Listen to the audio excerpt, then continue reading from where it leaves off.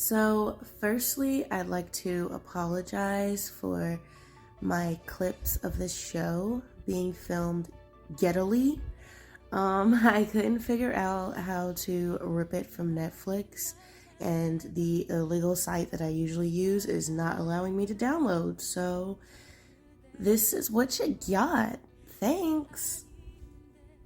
I have been in K-pop since 2011. I watched my first K-drama in 2011, which was called My Girlfriend is a Gumio, starring the lovely Shin Mina. Those were the good old days when my brain wasn't fully developed and I fell for all the tropes. These days I'm not really into K-dramas. Once you've watched a handful of all the different genres, you kind of seen them all. The last K-drama I watched that I absolutely loved was from 2018 called Misty, because this bitch is giving the Korean Annalise Keating, and the drama was delectable. Highly recommend. I believe it's still on Netflix. But me not being interested is the reason why I'm 2 years late to this conversation on the drama I'm Psycho, but it's okay, or more so known as It's Okay to Not Be Okay. And whether I leave this drama happy or sad, it at least got me juiced up enough to make this video, and for that, I'm thankful. Now, I was drawn to this drama because of the mental health aspect. And if you know me and my channel, I'm all about mental health. And seeing as how the first boy band I ever fell in love with was SHINee, and how one of my favorite girl groups is FX, both losing members to suicide, I'm very much for Korea being more open and educated on mental health. It makes me sick to my stomach that even when reaching out for help, Jonghyun was ultimately turned away and lost all hope. That should not be the case in the society we have created. And a good way we can educate people and expose people to different bubbles of life and aspects is through media. This show handles antisocial personality disorder, depression, autism, alcoholism, self-harm, PTSD. I want to praise the idea of this drama, even if I feel the lessons being taught are a bit skewed. I want to congratulate it for even getting a conversation started. But going off from media being a good tool to educate, it also is a reflection of life and our views. And the reason tropes exist in these dramas is because we love them. I guess I am personally tired of romance tropes that are just inherently toxic. It teaches younger teens and even adults who haven't grown up yet that these toxic things are the norm or even the ideal for relationships. And the fact that we continue to see these tropes shows we as a society are still uplifting these toxic beliefs. If I'm watching a show dealing with many people struggling mentally, I'm going to hold the writers accountable for showing a healthy way of healing, not glamorizing abuse. I like the way the story ended, but it felt in vain because of the way we got there. I think the main issue lies in the writing of Moonyoung's character. The relationship between Kangtae and Moonyoung is the epitome of why I can't stand most Korean dramas and romance in general in media.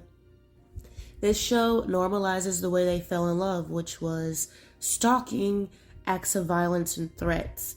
And in this case, it's the woman stalking the man. Now, there's plenty of examples of it being the other way around, and since the lead will always be hot and the main girl will always want it, you can shove it off and say it's not creepy. However, for the most part, in real life, we do know it's creepy. But if you're a guy and every depiction of romance is the girl saying no, but really meaning yes, and that's all you have to go off of, what can we expect? And how confusing is it for it to be shamed upon for a man to push a woman against the wall after saying leave me alone in real life? But when it's depicted in a drama, I'm getting horny. I'm getting horny. Oh well, now that's just hot, and the ladies are loving it. The other way around, sadly, can be played off much easier for laughs. A lot of the toxic behavior is supposed to be laughed at on this show. And in real life, it's not even a thought. Guys are always horny, so they'll always want it. Guys are stronger and can defend themselves, so they can never be victims. The thought of a man getting pounced on by a woman while he's saying no is just hilarious. These are the views we hold in real life, and it's highlighted in this drama. This woman completely objectifies him and sees him as something to own. When he does something she doesn't like, she threatens to kill him. 뭐 하는 거야? 목숨 걸고 잘 대답해. 당장 차 세워! 나랑 당일치기 할래? 아님 1박 할래? 차 세우라고! 나랑 1박 할래? 아니 같이 죽을래? 공룡! 무슨 장난을 목숨 걸고 해? 누가 장난이래? 제발 충동적으로 저지르기 전에 속으로 셋까지만 세. She advances on him sexually multiple times, even after he tried to physically get her off. 자.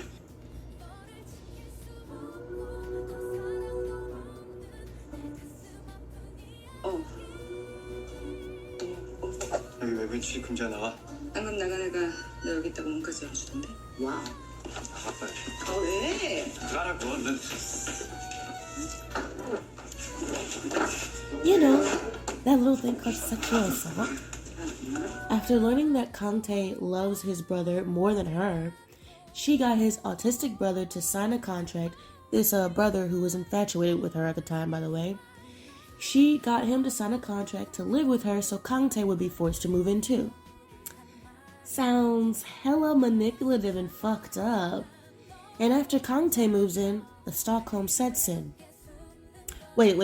I'm sorry, am I supposed to be rooting for them?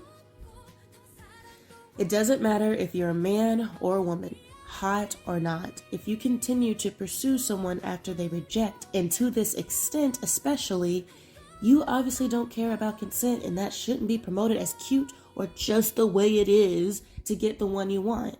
And I only say that because of this scene. 뭐 이렇다 뭐해? 이참에 속 시원히 고백해. 알면 또 들이대. 도망가면 지구 끝까지 쫓아가. 이 엄마도 다 그런 노력 끝에 너 낳았어. And I don't care if she has trauma and her defense is being mean. It doesn't make it right for her to treat people like shit. If they wanted her to be more sympathetic in the end, maybe they shouldn't have added attempted murder to the list of things she should atone for. And even in the end, she still can't help but to try and control him. She says she needs him to be her safety pin. Meaning she's a narcissistic, violent asshole who can't take responsibility for her life, so he's there to hold her back from doing crazy things or there to pick up the pieces when the crazy does happen. I'm sorry, am I supposed to be rooting for them? This? 지금이야.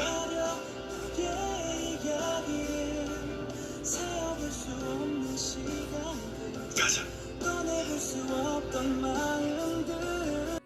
Doesn't make up for that. 사랑한다고. 사랑한다니까. 진짜 너무너무 사랑해. 또 도망치냐? 내가 사랑한다 했다 왜 도망쳐? 왜? 사랑해. 야! But I'll talk about that later, more in depth. The relationship healing that I did like portrayed in this show was Kangtae and Sangtae's relationship. Kangtae's whole dilemma is that as a kid, he grew up feeling a little less loved than his older brother with autism, Sangtae. And sadly, his mother added pressure on him to protect his brother even though he was the younger one. After exclaiming he wanted Sangtae to die, well, he had the chance to let him die. For a moment, he ran from his brother, almost drowning in a frozen lake, but mustered the courage to go back and save him. He's forever felt guilty for that, and the circumstance of his mother being murdered and Sangtae witnessing it, leaving him even more vulnerable mentally, it just led him to fully become his brother's caretaker. He chose to run away with him and assume that role and has forever felt in debt. And him and his brother have, in a way, been mentally stunted in that age. This circumstance led them to be extremely codependent, and they had trouble connecting and trusting anyone else. His healing would come from learning who he truly is and what he truly wants, instead of worrying about what he is offering someone else. He is in a constant state of being needed by someone. He's the number one type of person a narcissist would use, by the way. After enduring her craziness, he tries to break it off for, the 20th time, and he says it's because she's a distraction from caring for his brother. No! She treats you like shit. She's admitting she sees you as a toy for her to play with. She's showing she doesn't give a fuck about your right to consent. She's showing she barely has any control over her emotions and will go as far as hurt other people to get her way, or if she's just bored and annoyed. Why couldn't any of those things be valid? Instead, the show connects his relationship with her to the healing he needs to do. His scene where he becomes truthful with his brother and they become closer is beautiful. It shows that communication can be the hardest thing in the world, but you have to tell the other person what you need. You have to be honest about how you feel. And now the other person can respond accordingly. Kangtae wanted Sangtae to for once be the older brother. I mean, really be the older brother. And Sangtae was able to take that to heart and put in an effort to be that for him, even after they brawled.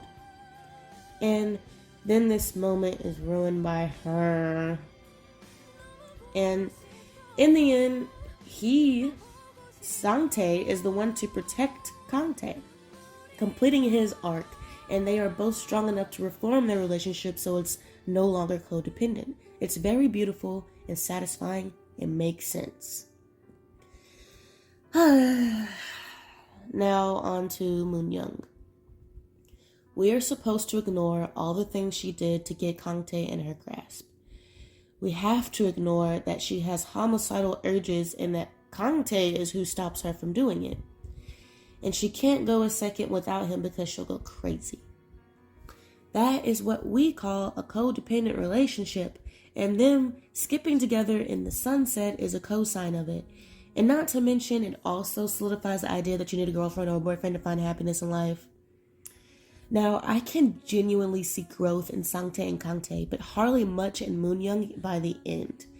Yes, she smiles more, and I get what the show is trying to do. Her mother was the psychopath and made her believe she was too, and she could never find love. The lesson for her should be that she deserves love. When she asks why everyone is being nice to her, this mom has more words of wisdom. 왜 다들 나한테 잘해줘요? 아무 상관도 없는데. 이뻐서. 생긴 것도 이쁘고 먹는 것도 이쁘고 우리 강태처럼 가진 거 없어도 마음씨 착한 애 좋아해주는 것도 이뻐서. 왜? No, it's because we all deserve love. The only time she felt remorse over anything was for a thing she didn't even do. It's revealed her psycho mom killed Kangtae and Sangtae's mother, and she somehow feels responsible for their misfortune. There are plenty of stresses she caused in their life and many other people's lives that we see in the show, and yet there's not an ounce of guilt for those things. It's hardly mentioned again. She let the guy who she pushed down the stairs, leaving him with broken bones, have the first scoop that her mother's last book will be published finally, which she admitted was just to get her mom riled up and come and see her. So it was still an action in her own interest, and seeing as how publishing the book didn't pan out, she made a fool of him and our own publisher. So yes, again, this does not make up for that. To her publisher, she treats him coldly till the very end, but the quirky music implies we're supposed to be laughing. Oh, that girl's so crazy. Oh, she's so stubborn and feisty. When Sangtae decides he wants to go on and do his own thing, Kangtae holds her back from trying to keep him there. This is the last episode, and again, she hasn't shown growth. Instead of them being seen as objects to own, now she sees them as things she needs. And it's not wrong to need someone, but to this extent and with this foundation, it's codependency. So how am I really supposed to feel happy about Kangtae healing the relationship with his brother when he's just replacing it with another codependent relationship? Kang-tae leaves the series wanting to go study at university, but she's triggered because she doesn't want other girls to swoon over him, so she wants him to do it online. I'm totally not gonna mention how this actress suddenly seems to not be playing a character. We'll move past that. But this extreme jealousy and attachment and obsessiveness is still there. If the story were to continue, I could see Kang-tae wanting to put his foot down and really go to university, and her throwing a fit, stalking him, and scaring away anyone around him, and eventually he succumbs to her wishes. If Kang-tae decided he wanted to leave her, or maybe perhaps just be friends, well, I think this bitch would murder him. But I know that's not what the show wants me to think, so I think the writing just could have been better. You can make her stubborn without making me believe she's capable of murder from jealousy alone. You can make her a hard shell to crack without her being vindictive and manipulative to the point she's mistaken for having a personality disorder. And I'm only saying mistaken since she obviously isn't a psycho. Maybe something else? I don't know. She never went and saw a doctor like the other two who actually showed growth in the show. Not that that doctor had any sense, but more on that later. If she truly was a psycho, then what Kang-tae said in the beginning I completely agree with. 약 먹고 주사 맞는다고 낫는 게 아니거든. 그렇게 태어났을 뿐이고 그래서 딱히 치료법도 없어. 예후도 안 좋고. 그냥 피하는 게 상책이지. The show wanted an arc to prove this sentiment wrong, but I don't think it did. What he said about being tired of being needed by somebody, tired of taking care of people, that was completely valid and on point. He shouldn't just be used by everyone in his life. He should be on a journey of self-respect, love, and discovery. But we get this, another codependent relationship. I was rooting for you! We were all rooting for you! How dare you! Okay, moving from our main three people, I want to mention some other things in this drama that I just want to talk about. This hospital. I've been in a mental hospital, and no, you can't just burst through doors and run around the building and go outside. Every single thing is locked. There's at least 2 employees watching you like a hawk. In this show, so many terrible things happen, and the staff just stands there doing nothing. The head nurse ended up being Moon Young's mom, the psycho mom, the whole time. And she caused most of the chaos, so it makes sense why she let things slip. But this director is a damn fraud. After this dude has a panic attack triggered by his PTSD, his cure is yelling at him to stop being anxious. He doesn't care that a woman's ex-husband that beat her is on the property and is assaulting someone now, and punishes the guy who actually stopped it from getting to a worse point. And he's the one that hired on this wacko and didn't suspect anything. I mean, from the moment I saw her, she was a bitch, and she always had something smart to say. I never liked her, but more on her later.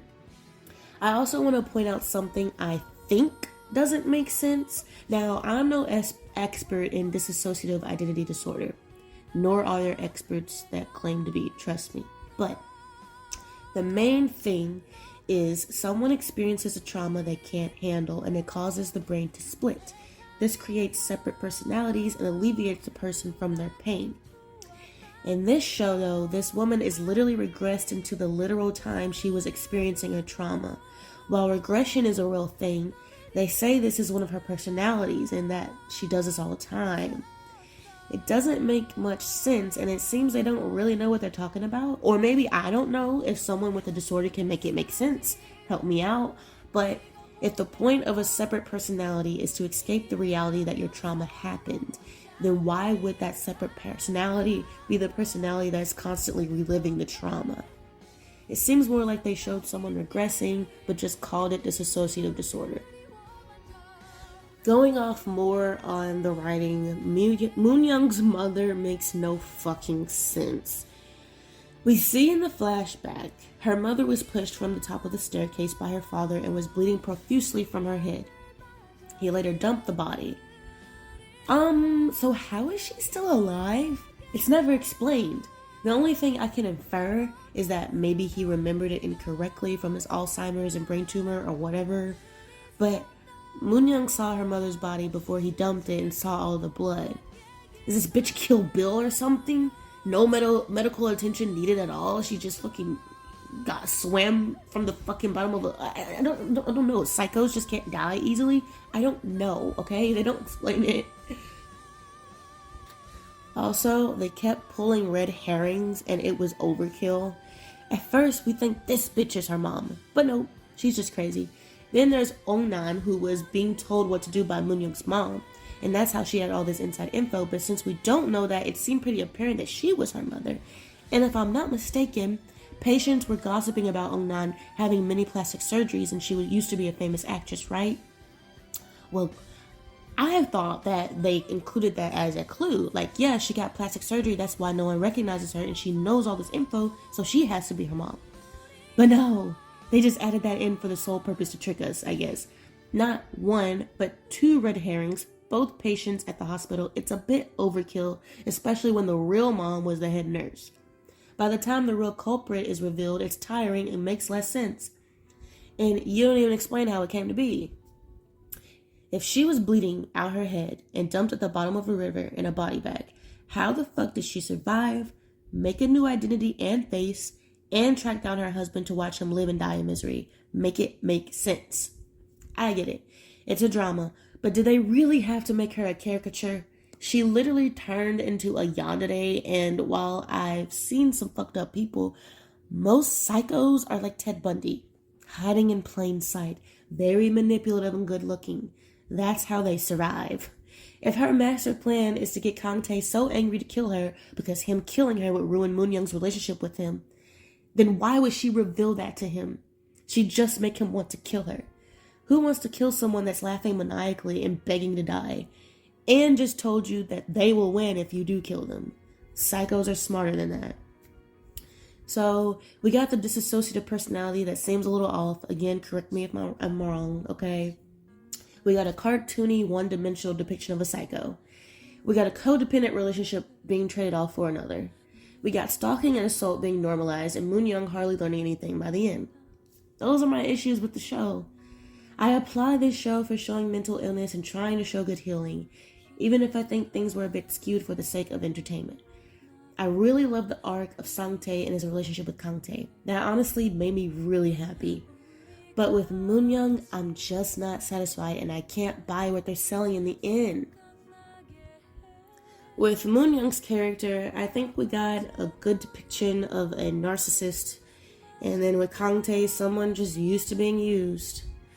They both desperately need each other to feel valued. It's not the takeaway I want to feel when it ends. Yes, they're happier in the end, but until she learns to respect other people and until he learns to stand up for himself, I can't look at their relationship and see a happy ending. I can't disagree with the notion that they have an ill-fated relationship. Let's just say this. If he ever wanted to leave her, without a doubt, I believe she'd kill him. But seeing as how them threatening each other is played off as cute in the end, it's just me with the problem. If you're an avid watcher of Korean romance or romance in general, do you notice any of these tropes? Does it not cross your mind how it's toxic or how it would play out in real life? Does it not affect your real life? Is it just fantasy? I want to hear your thoughts.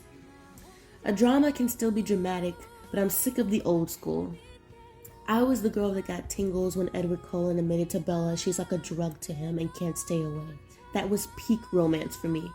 But the reason I cringe when I watch the movie now, still enjoyably by the way, is because I've learned that that isn't ideal at all. Feeling like you'll completely break someone if you're not by their side every second is not healthy. Exerting control over what your partner does and doesn't do to, is not healthy, okay? Threatening acts of violence isn't a joke when you have been shown to be violent. Groping or pouncing on someone who obviously isn't ready to share their body with you isn't hot.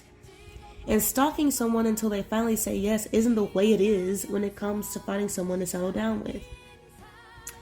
I saw a lot of those lessons in this drama as well, and it doesn't sit right with me. I think I know what this Jesus fucking Christ. I think I know what this drama was trying to do. Write but it just showed me all the things we value and hold as truth that are still wrong. You can say it's not that deep and it's all fake, but this is what we're choosing to watch. Tropes don't become tropes without people responding well to it. How many times do we play the cat and mouse game in K-dramas? How many times does the guy or girl trap the other one physically so they can't leave and force a kiss on them? This is the ideal for somebody, and apparently the ideal girl lashes out like a child, follows you, and threatens you when she doesn't get her way. If this is played off as cute and this trope has been repeated time and time again, well, somebody's eating this up. And someone is also learning from this and led to believe this is normal and should be the ideal. I wish that the reflection in media could show that we have grown and that a man getting felt up isn't a joke any longer. The side bitch that likes the main guy can move on with her life because she values her own needs and doesn't require the attention from a guy to feel happy. Stalking should have consequences and shouldn't be rewarded when shown, even if the actor you hired that stalking is hot. Sound like something you want? Yes. Well, let me tell you, you'll never get it. I haven't been able to follow a romance and truly root for them in a long time, I guess. I just want to know if I'm the only one frustrated and tired of these tropes. I mean, it's been long enough. We shouldn't see this thing as cute anymore, right? That's just my 2 cents. I would hope to hear yours. Thanks. Good night.